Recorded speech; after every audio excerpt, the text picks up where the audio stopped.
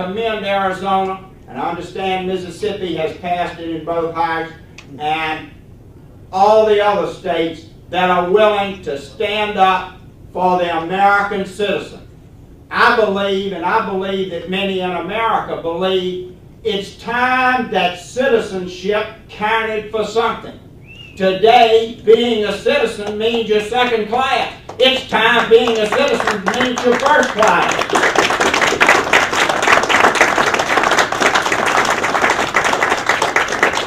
And I've talked about 10 minutes, and we're going to move on and then do questions. We're going to hold questions till the end. Okay. And now we're going to have Baby Cannon address us. Now we know why.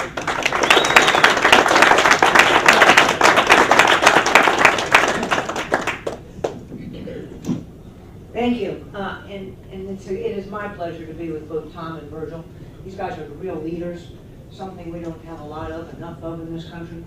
They've proved themselves time and again to take the tough issues right out there with all the firestorm right at them, the name calling, the intimidation, if you like, as they just moved right forward. I wish we had more of them. Hopefully the Tea Party has sent us back here people like Tom Tancredo and Virgil Goodman, because otherwise we're not going to make it.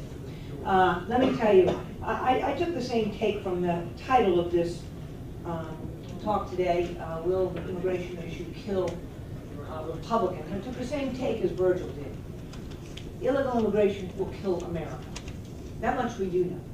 So I don't really care about what's going to do the GOP. I care about saving this country. Yes. And then once we save the country, we all worry about this party. If they don't show leadership to do what's right for America, why do we give a hoot about them? This is not about party. This is about the country. And that's why the Tea Party rose up in the last couple of years. Because our party, the so-called conservative party, the Republican Party, failed us. Failed this nation. And so they said, no, we're not going to listen to the old boys. We're going to bring in our own people we can trust to do the right thing. Hopefully there's enough here. I just want to go back, talk a little bit about the politics. Both Tom and Virgil have talked about the importance of this issue to the nation, the details, the impact it's having, the consequences that it's having on our people and communities. But I want to talk about the politics of it. How did we get where we are today? You know, I got to know Tom 10, 15 years ago. And we were talking, I was up there and visiting his office and talking about this issue. And he had just about put together a political action committee.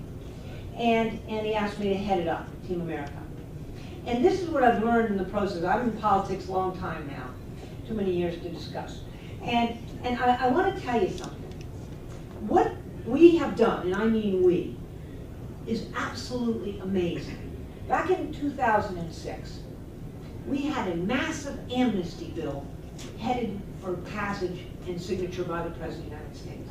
Corporate America was behind it, all the money people, the media was behind it, the Republican Party leadership was behind it, the President of the United States was behind it, the Democratic leadership was behind it. They had the votes in the House and they had the votes in the Senate. So what were we going to do? How are we going to stop it? Now, thanks to Tom Tancredo, the House woke up and realized this is a year that they're running. And maybe they were not go for massive amnesty. And they put a bill together that was pretty good. But what they were going to do in the Senate is pass the daggone thing, go into reconciliation, and come out with amnesty for probably the better part of 15 to 20 million illegals. It would have devastated the nation. And I literally said to Tom, how do we stop this? We've done everything we can. The Senate, we talked to the people in this town, they thought we might have 9 votes in the Senate. I said 9. How do we stop the thing when you only have 9 votes? And so we went to the American people, and we did every radio and talk show. There was a lot of us doing it. It wasn't just Tom and I and Virgil and others. Everybody who was aboard. Just do everything you can to tell the American people, we're going to lose it. You got to do something. And so they made calls and calls and calls, so much so that they frightened the Senate of the United States. They reached them, and the bill didn't go through. They tried it again in 2007.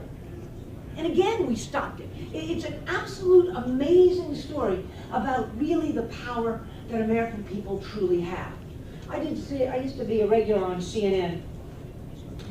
and other shows as well. But I just remember one time I was on CNN, and I was talking about this issue, and I said, look, the border is wide open. You've got to secure the border and enforce these laws. And the host says, they say, this is the way they do it, you know, they say that people who take this position are racist. And I'm like, oh yeah, I've heard that a few times. And I'm looking at him and I say, look, if you look at the polls, you'll see that the overwhelming majority of Americans agree with this position. I wish all of those people were conservatives. They happen to be. It's a nonpartisan issue. How don't you understand? And they don't even listen. They don't even hear what you say. And then they say, well, this is, a lot of people say it's racist. And you're like, no, you are missing. They just ignore the facts. And you know who else does that? Not just the media. Establishment, political people, operatives. They will not look at the facts. They spin everything to tell the story they want to. There's two things about those two groups. They don't talk to people. Operatives, political operatives, read polls, read numbers. They read them and they say, look, there's going to be so many Hispanics in this country when amnesty passes. Oh my gosh, we've got to start getting on the right side of this. As if pandering is going to bring this whole wave of people to vote for a party. It is absolutely nonsensical. And anyone who's been in politics and truly works the grassroots of this country will know they're crazy. It does not accurate. Proof. I just gave you the 06 and the 07 story. So America is overwhelmingly opposed to amnesty. So much so that there's so much passion that they'll even make phone calls to try to stop it. Likewise, the number on wanting their border secure is up in the 90s. They want the border secure. So they say, this is bad, it could hurt our party. Let me just make a point. Tom and I talked back in those days and said, okay, now, what are we going to do? How do we keep this from happening? We can't just keep fighting amnesty, we got to turn it around and stop the illegals from coming and get enforcement. And so we started traveling. Just initially, just to go up to New Hampshire, Iowa, we just kind of casually picked these states, South Carolina. And just to get Tom up there and we'd get a group of people that I knew from my days in presidential politics to sponsor him. And all of a sudden he was giving speeches at Republican groups and all. Well, up in New Hampshire, I remember, the chairman of the party introduced him, who was a moderate at best, and says, Tom's done great work and it's an important issue and I totally support him. I'm sitting there thinking, what did he just say? He basically endorsed the position because the whole room was with Tom. And so then Tom comes down and he says, the congressman, the congressman from New Hampshire says to him, I hear you're up in my neck of the woods. He said, yeah, and he said, you do know I've joined your caucus. And Tom said, what? The guy raced over to join the caucus because he heard that Tom was talking up the issue. And so this, in Iowa, we saw how it worked. That if we could get the people to speak out, not be hesitant, to get in the room with their congressman, face to face, and say, where do you stand on this? That we could turn them. We did one more thing before we took the big step. Tom was a little nervous about this. I went into primaries with the Political Action Committee. I showed up in Republican, good conservative candidates. Most, in particular, we started out there with Chris Cannon out in Utah. Pretty good conservative, but he carried the water for Bush on immigration. So we said, no, that's unacceptable. We went into his district, spent $40,000, $50,000 on radio ads, and smoked him out. It was a very close race. Well, the Republicans back here were outraged, delaying them, telling Tom, what are you doing running against one of your own? It's a terrible thing. Let me tell you, don't ever overlook a primary battle. It's one of the best ways to get people's attention. You don't only get the attention of that congressman, you get the attention of all kinds of congressmen who think you might come to their district next. It works out.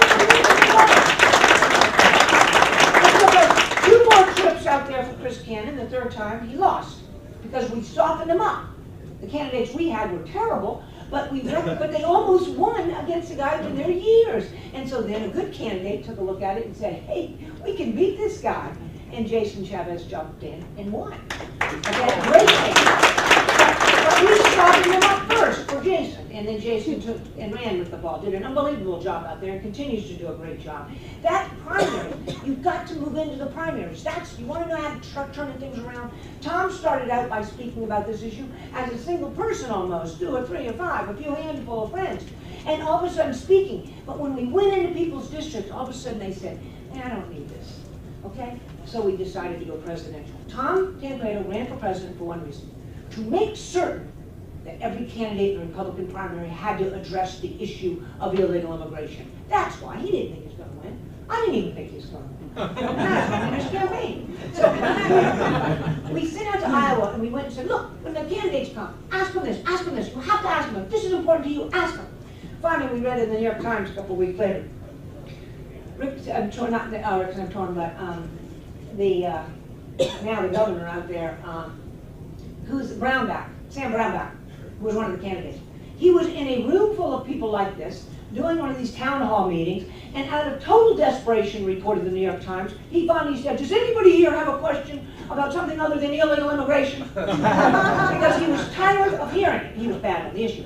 Every single candidate in that primary, of which there was probably the better part of 8 or 10, switched their position. They started moving to look more and more like Tancredo. Even John McCain at the end was saying, I'm for the blankety-blank border being secure, the fence, blankety-blank fence. I mean, people didn't come across as far as we'd like, but you could see movement. And of course, then he became a Tancredo disciple when he decided to run for re-election in the Senate. My point is this. This is where we're at. You want to win this issue, you want to save this country, it's about us.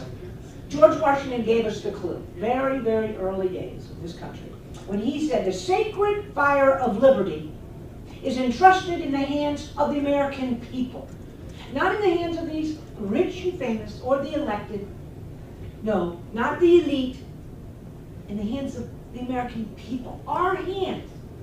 And so indeed, when Americans stepped up to the plate when it came to amnesty, and they stopped it. Beyond all belief, they stopped it. And they stopped it again in 2007. And then they challenged every single presidential candidate to be honest and get aboard. And then, what was it, just a couple months ago, when they're trying to pass DREAM Act, a Democrat president in favor of, a Democratic Congress passed it. And a Senate that's clearly Democratic, overwhelmingly, even had the votes just a few years ago of the Republicans who are still there. They stopped it. They stopped it. They're not going to vote for it because they know where the American people stand. That's the key. Anyone who tells you this isn't an issue, this isn't an important issue, this isn't a voting issue, you can know. Go to the bank. That person is clueless when it comes to what politics is all about in this country, how to win votes. You win votes by going into the counties and the communities and talking to people from your heart, and you touch theirs. And they see that you mean it, you understand it. That's what the Tea Party's looking for. They're looking for real, true Americans who have the boldness and the courage to stand up and fight for them. Not to come back here and decide, oh, let me see, what would be best for our party? What should we do here? This would be good if we kind of supported this. What is Newt Gingrich talking about out there? He's in favor of the DREAM Act. This is ridiculous. American people are totally opposed to this. He's trying to make certain he can appease this other group and maybe he can win. Well, that's not what we need. That's what got us into this mess economically. That's what got in this mess with the illegal immigration. It's just too much appeasing and not much bold leadership. That's what we demand. And I hope all of us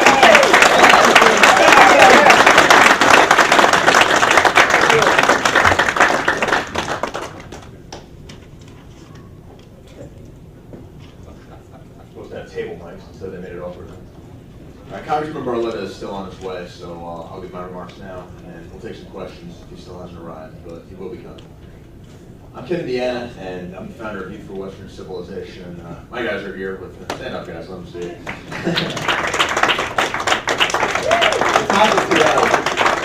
topic today is will immigration kill the GOP?